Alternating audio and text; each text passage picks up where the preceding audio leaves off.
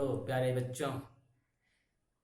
राजकीय high school Rasulpur बदले का प्रिंसिपल रामकृष्ण द्विवेदी पिछली कक्षा में आप लोगों को पार्ट्स ऑफ सेंटेंस के पार्ट सब्जेक्ट के विषय में अवगत कराए थे।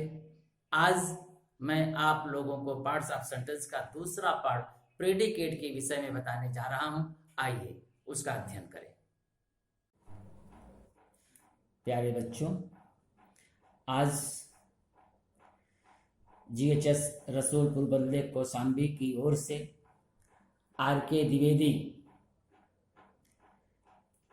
पार्ट्स ऑफ सेंटेंस का दूसरा पार्ट प्रेडिकेट के विषय में चर्चा कर रहे हैं। आप जानते हैं कि इसके पूर्व पार्ट्स ऑफ सेंटेंस का प्रथम पार्ट सब्जेक्ट के विषय में बताया गया है। आज प्रेडिकेट के विषय में चर्चा होगी। प्रेडिकेट किसे कहते हैं? प्रेडिकेट वाक्य का वह भाग है जो सब्जेक्ट के संबंध में कुछ बताता है। प्रेडिकेट के दो पार्ट होते हैं, वर्ब और ऑब्जेक्ट। वर्ब नाउन या प्रोनाउन के बाद लिखा जाती है, जिसे वर्ब को क्रिया कहते हैं, क्योंकि सब्जेक्ट कोई न कोई क्रिया करता है। आइए एग्जाम्पल से समझते हैं। Example number 5, mother कुक्स food. Mother subject है,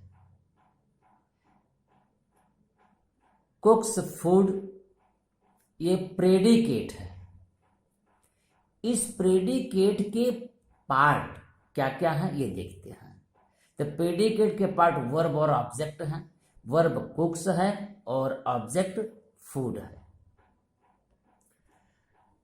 अब आप देखिए कि ऑब्जेक्ट के दो पार्ट होते हैं, इनडायरेक्ट ऑब्जेक्ट और डायरेक्ट ऑब्जेक्ट।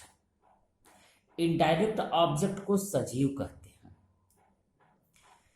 यह किसी व्यक्ति के विषय में बात करता है, जैसे me, him, her, their, my friend, etc।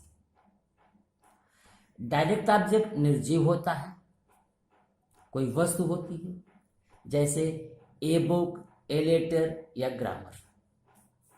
आइए एग्जाम्पल नंबर 6 से समझते हैं। Harish gave me a book. इस वाक्य में हरीश सब्जेक्ट है और gave me a book predicate है। प्रेडिकेट के पार्ट हैं वर्ब और ऑब्जेक्ट। तो वर्ब है गेव और ऑब्जेक्ट है मी अ बुक। मी सजीव है इसलिए इनडायरेक्ट ऑब्जेक्ट।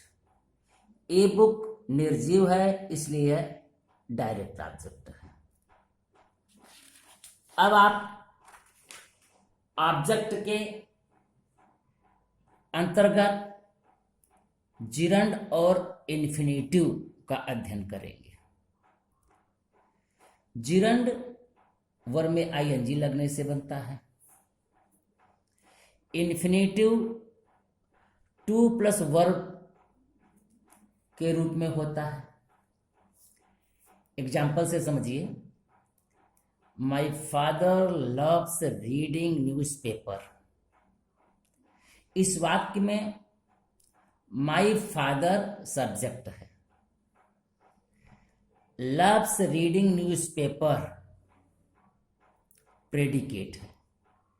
इस प्रेडिकेट के पार्ट देखिए। वर्ब लव्स है, object reading newspaper. Reading verb में आईएनजी लगा है इसलिए जिरंड है, तो ये ऑब्जेक्ट जिरंड हो गया। इसी तरह से एग्जाम्पल नंबर 8 देखिए। They decided to leave. इस वाक्य में दे सब्जेक्ट है और डिसाइडेड टू लीव प्रेडिकेट है, लेकिन इस प्रेडिकेट का पार्ट वर्ब डिसाइडेड है और ऑब्जेक्ट टू लिव है। यह टू लिव इन्फिनेटिव है क्योंकि वर्ब के पहले टू लगा हुआ है। अब आप यह ध्यान दीजिए कि ऑब्जेक्ट के रूप में कंप्लीमेंट पूरक भी होता है। अब कंप्लीमेंट के अंतर्गत नाउन, एडजेक्टिव तथा एडवर्बियल होता है, जिसे complement noun, complement adjective, complement adverbial कहते हैं। इसे एग्जाम्पल से समझेंगे। दिस इज अ बुक, इसमें दिस सब्जेक्ट है। इज अ बुक प्रेडिकेट है, लेकिन इस प्रेडिकेट पार्ट में इज वर्ब है और ए बुक कॉम्प्लीमेंट नाउन है। Example number 10, we are angry. We subject है, आर एंग्री प्रेडिकेट है, जिसमें आर सब वर्ब है और एंग्री कॉम्प्लीमेंट एडजेक्टिव है। Example number 11, she was there. She subject, was there predicate, जिसमें वॉज वर्ब है और देयर कॉम्प्लीमेंट एडवर्बियल है। प्यारे बच्चों, अब विशेष ध्यान देने की बात यह है कि ऑब्जेक्ट के बाद जब कॉम्प्लीमेंट आता है तो वह पूरक के रूप में कार्य करता है। नाउ हम complement noun, complement adjective, complement adverbial phrase या पास्ट पार्टिसिपल समझते हैं। यही होता भी है। एग्जाम्पल से समझिए। My father purchased me a fine horse, जिसमें माई फादर सब्जेक्ट है और purchased me a fine horse ये पूरा प्रेडिकेट है। इस प्रेडिकेट के पार्ट है परचेज्ड वर्ब, मी ऑब्जेक्ट है। A fine horse complement noun phrase है। प्यारे बच्चों, इन ब्रीफ के पॉइंट ऑफ व्यू से समझिए कि प्रेडिकेट के पार्ट वर्ब हैं, ऑब्जेक्ट हैं, कॉम्प्लीमेंट हैं और कॉम्प्लीमेंट ही ऑब्जेक्ट हो जाता है, जिसे कॉम्प्लीमेंट नाउन, कॉम्प्लीमेंट एडजेक्टिव और कॉम्प्लीमेंट एडवर्बियल कहते हैं। यह प्रेडिकेट के पार्ट हो गए। अब इसके पहले सब्जेक्ट बताया गया था और यह प्रेडिकेट है। दोनों को मिलाकर पार्ट्स ऑफ द सेंटेंस हुआ।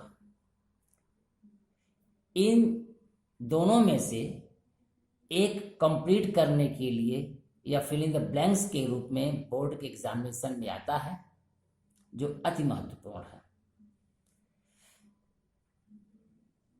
यह पार्ट्स ऑफ सेंटेंस पूर्ण रूप से कंप्लीट हुआ।